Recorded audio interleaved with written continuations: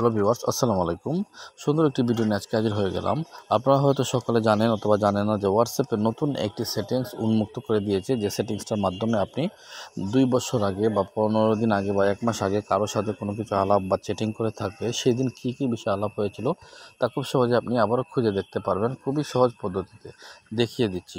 প্রথমে আপনি আপনার হোয়াটসঅ্যাপে চলে যাবেন, গিয়ে যে কোনো একজনের সাথে আপনি চ্যাটটা ওপেন করে নেবেন। যে কোনো একজনের সাথে ওপেন করে নেওয়ার পরে আপনি দেখতে পাচ্ছেন উপরের দিকে 3 ডটস আছে, সেখানে ক্লিক করে দেবেন।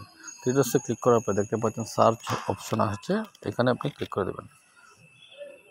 তারপর দেখতে পাচ্ছেন সার্চ অপশন দেওয়ার পরে উপরের দিকে ক্যালেন্ডার নামের একটি শো হয়ে গেছে অ্যাপস বা একটি সাইট, এখানে আপনি ক্লিক করে দেবেন।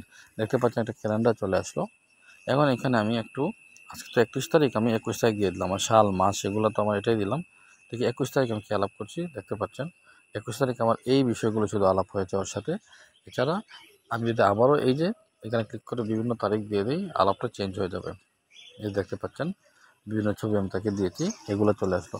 তো ভিউয়ার্স, এভাবে খুবই সহজে আপনি ডেট অনুযায়ী আপনি আপনার আলাপ এবং চ্যাট দেখতে পারবেন কারোর সাথে। এতে করে আপনি ভুলে গেলেও কোনো সমস্যা হবে না, আবার আপনি খুঁজে খুঁজে বের করে দেখতে পারবেন। কারণ যখন একটা মানুষের সাথে অনেক বিষয়ে আলাপ হয়, তখন এই অনেকগুলো খুঁজতে খুঁজতে কঠিন হয়ে যায় খোঁজা। এই যে অনেকগুলো খুঁজতে খুঁজতে অনেক ঝামেলা হয়ে যায়।